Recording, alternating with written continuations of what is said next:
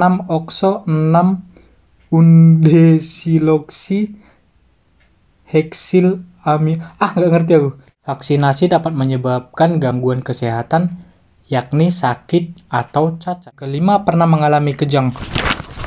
Oke guys, hari ini untuk pertama kalinya kami mau mengikuti vaksinasi di Jepang. Jadi saya hari ini mau berbagi pengalaman apa yang akan saya rasakan nanti, efek-efek apa yang akan berdampak pada diri saya sesudah divaksinasi. Berhubung di masyarakat beredar isu-isu kalau sesudah divaksin beginilah begonolah yang sangat-sangat menakutkan. Jadi di video kali ini saya mau berbagi pengalaman apa yang akan saya rasakan nanti. Dan kali ini di Jepang vaksin yang digunakan itu merek apa nih? Takeda atau Moderna. Nama merek COVID-19 vaksin Moderna intramuscular injection, pencegahan kejadian penyakit akibat SARS-CoV-2. Jadi dosisnya 0,5 ml per dosis, totalnya 2 kali. Untuk vaksinasi kedua nanti sesudah 4 minggu. Di sini juga dijelaskan efek-efek samping sesudah vaksinasi. Kemarin kawan-kawan udah banyak juga yang divaksin, ada yang sakit perut atau mual atau demam, ada juga ya bang ya. Ada juga yang demam, dan semoga efeknya sama kita nggak terlalu berdampak, karena agak seram juga berhubung di masyarakat isu-isunya. Wah, langsung aja kita ceritakan apa yang kita rasakan nanti. Oke, jangan kemana-mana, tetap ikuti kita. Jangan lupa klik like, komen, dan subscribe. Oke guys, kita udah nyampe lokasi vaksin.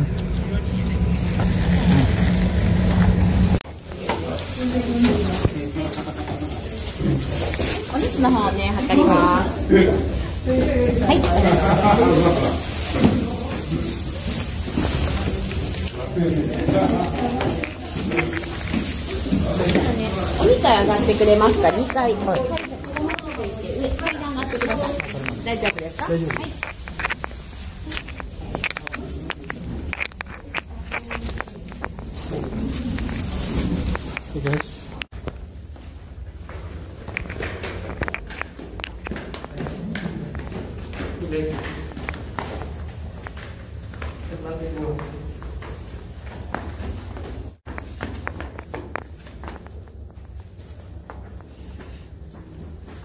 matiin ya, matiin nggak? Matiin nggak?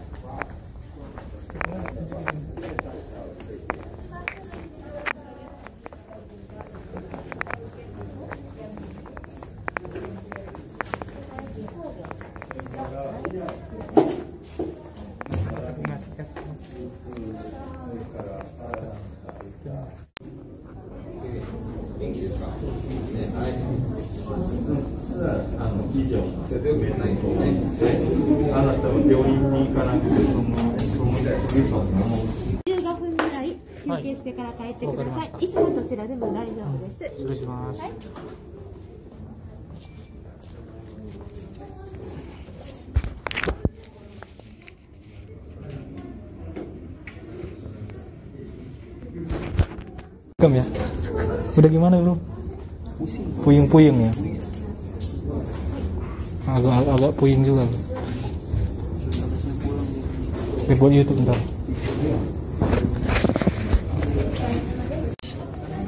Jadi sesudah vaksin disuruh nunggu 15 menit. Habis itu baru boleh pulang. Gimana bro? Kebas bro? Kebas saya ini. Kebas ya? Iya. Pusing-pusing gitu? Ya, takutnya jadi titan bukannya divaksin gitu. Jadi apa? Titan. Apa itu? Gyojin. Enggak. Enggak tahu. Aku malah takutnya jadi Spiderman aku. Tapi nggak ada rasa-rasa mual gitu nggak ya? Cuman agak puyeng aku. Pas aja ya, puyeng sedikit ya. Kau udah gimana, Bayu? Perasaanmu?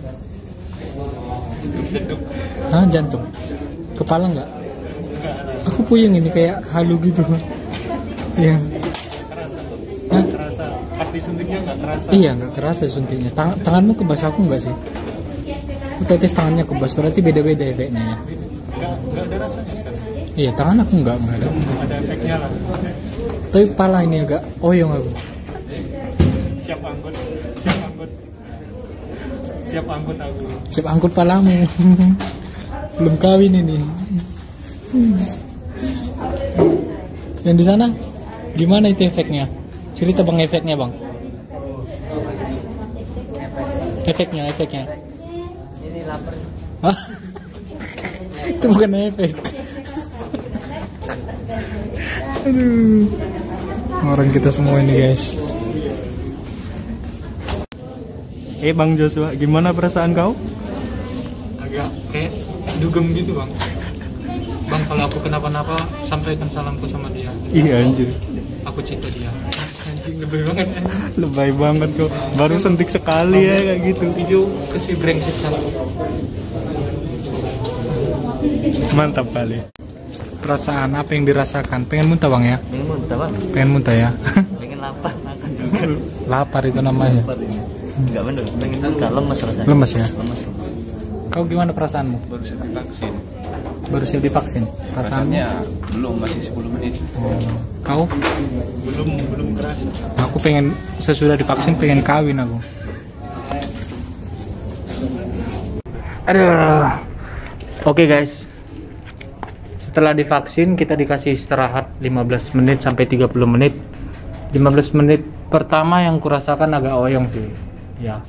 Isi hasil suntikannya dikit yang dimasukkan, tapi nggak sakit, cuma oyong aja dikit. Orang mabuk. Itulah yang kurasakan untuk 15 menit pertama.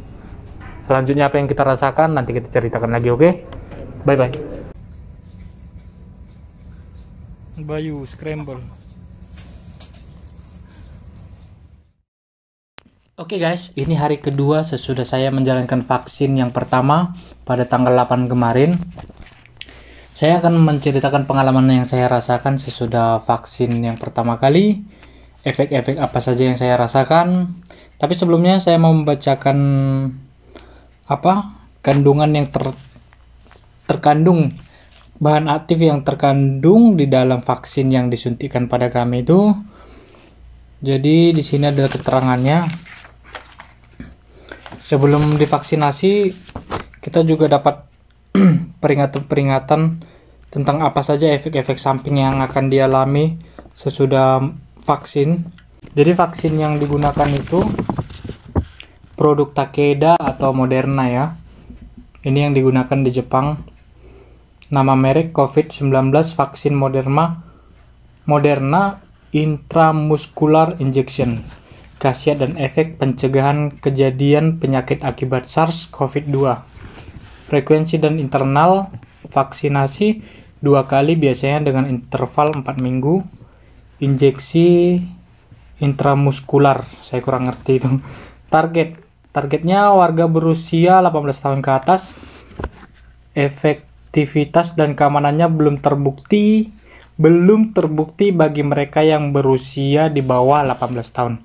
Jadi vaksinnya belum terbukti bagi mereka yang berusia di bawah 18 tahun. Dosis yang disuntikan 0,5 ml per dosis, total 2 dosis, yang pertama dengan yang kedua. Setelah vaksinasi pertama, vaksinasi kedua biasanya diberikan dengan interval 4 minggu. Jika lebih dari 4 minggu telah berlalu sejak vaksinasi pertama, dapatkan vaksinasi kedua sesegera mungkin. Jika Anda mendapat vaksin ini untuk dosis pertama, pastikan untuk mendapatkan vaksin yang sama untuk dosis kedua. Uji klinis menunjukkan bahwa kekebalan yang memadai dari vaksin ini baru tercapai setelah 14 hari pasca pemberian dosis kedua. Uji klinisnya menunjukkan bahwa kekebalan memadai dari vaksin ini baru tercapai setelah 4 hari pasca pemberian dosis kedua. Orang-orang yang nggak bisa mendapatkan vaksin ini, orang yang mengalami demam yang jelas terdeteksi. Yang kedua, menderita penyakit akut yang berat. Yang ketiga, memiliki riwayat hipersensitivitas parah terhadap kandungan vaksin ini. Yang keempat, memiliki kondisi selain yang tercantum di atas yang menjadikannya tidak memenuhi syarat untuk divaksinasi. Contohnya satu, demam yang jelas terdeteksi biasanya didefinisikan sebagai demam dengan suhu 37,5 derajat Celcius atau lebih. Namun hal ini tidak berlaku untuk kasus suhu di bawah 37,5 derajat Celcius yang dinilai sebagai demam jika mempertimbangkan suhu tubuh normal. Jadi calon penerima vaksin yang perlu berhati-hati, mereka yang tergolong dalam kategori yang diuraikan di bawah ini perlu berhati-hati dalam menerima vaksin ini jika Anda merasa tergolong dalam kategori berikut. Yang pertama, sedang menjalani terapi antikoagulan, mengalami trombositopenia atau gangguan koagulasi. Aduh, apa ini? Pernah didiagnosis sebagai penderita imunodefisiensi atau memiliki kerabat dekat dengan defisiensi imun bawahan. Ini mungkin yang imunnya rentan ya. Yang ketiga, memiliki komorbid seperti penyakit jantung, ginjal, hati atau darah atau gangguan perkembangan. Yang keempat, pernah mengalami gejala yang dicurigai sebagai alergi seperti demam atau ruam sistemik dalam 2 hari setelah vaksinasi. Yang kelima, pernah mengalami kejang. Yang keenam, mungkin mengalami alergi terhadap kandungan vaksin ini. Jika Anda hamil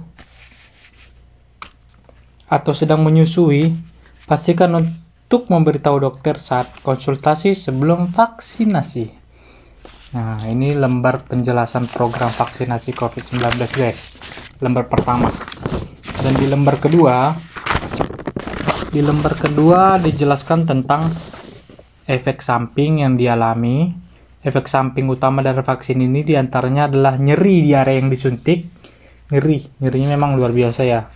Tapi tergantung orangnya sih, ada yang nggak merasakan apa-apa juga. Terus sakit kepala, nyeri sendi dan otot, kelelahan, menggigil, dan demam. Selain itu, efek samping serius yang jarang terjadi diantaranya adalah syok dan anafilaksis. Karena vaksin ini merupakan vaksin jenis baru, ada kemungkinan akan muncul gejala yang selama ini belum teridentifikasi.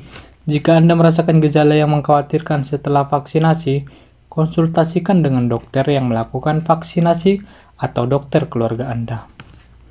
Banyak ini tanda bintang, berarti kayaknya pokoknya ini mungkin penting lah. Banyak orang yang merasakan nyeri lebih hebat keesokan harinya daripada setelah vaksinasi. Itu yang saya rasakan. Hari pertama biasa aja. Nyeri dan pembengkakan dapat terjadi sekitar seminggu setelah vaksinasi.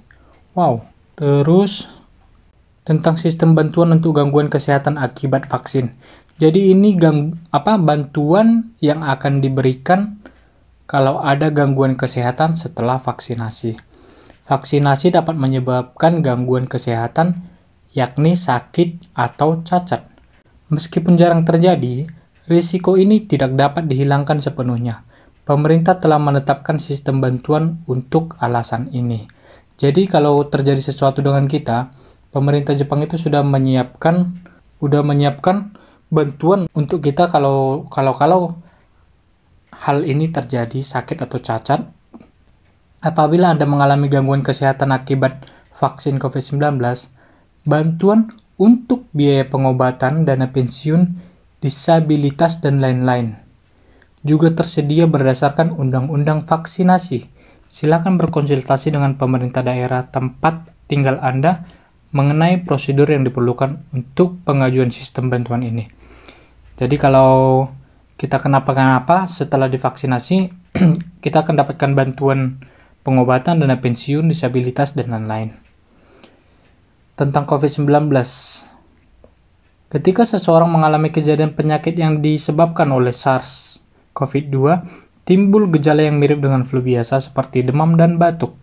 Meskipun banyak orang yang sembuh dari COVID-19, dengan gejala ringan, dalam kasus parah, penderita dapat mengalami perburukan gejala pneumonia seperti kesulitan bernapas, bahkan dapat mengalami kematian.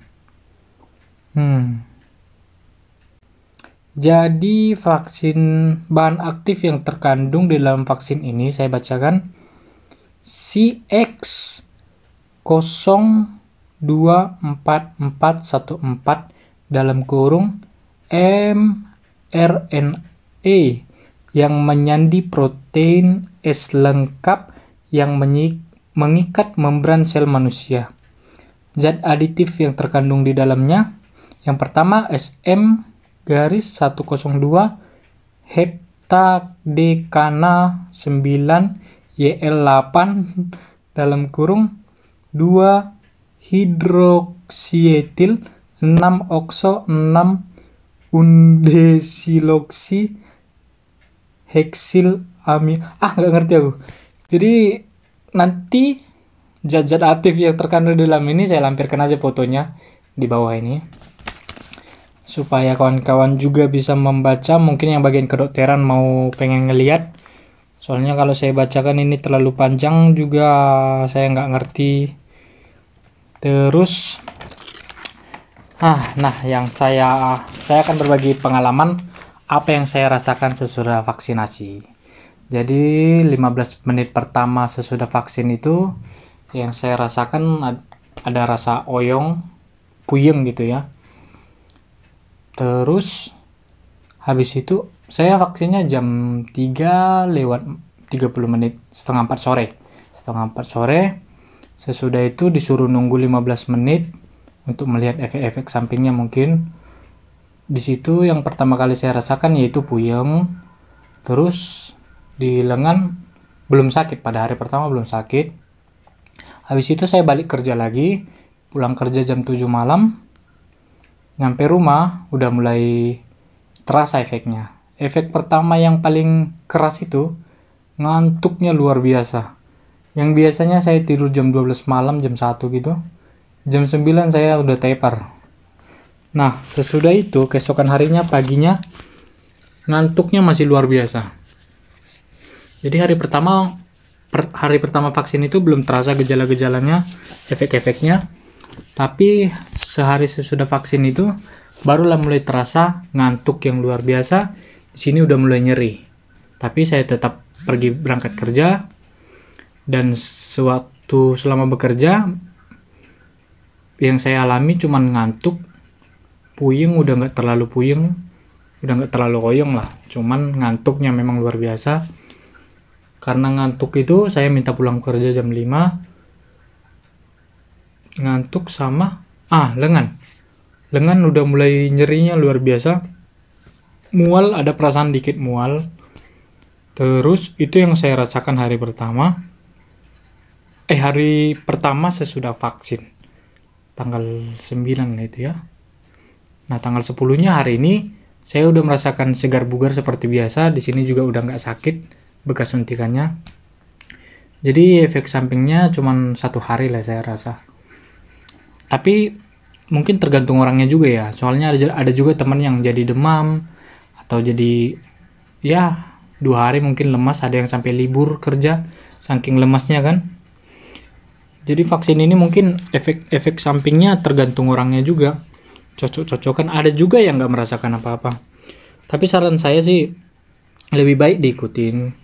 Lebih baik kita mengikuti program pemerintah ini, kita ikutin semua program yang diadakan pemerintah demi memutus rantai penyebaran COVID-19 ini. Kenapa saya sarankan begitu? Ya karena kita yang di perantauan ini pengen corona ini cepat berlalu. Kita yang ada di perantauan bisa pulang dengan tenang ke negara kita.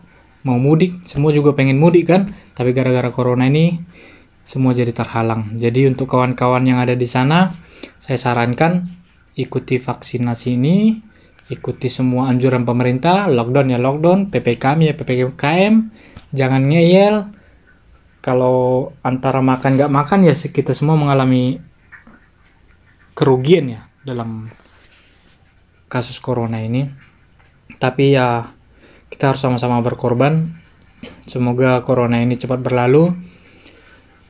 Sekali lagi saya harapkan sama kawan-kawan di sana, jangan percaya dengan isu-isu yang beredar, banyak yang meninggal gini setelah vaksinasi. Mungkin itu yang setelah saya bacakan tadi, mungkin itu yang memiliki gejala-gejala penyakit, sudah memiliki gejala penyakit di dalam tubuhnya sebelum vaksinasi, jadinya mungkin imunnya lemah, ya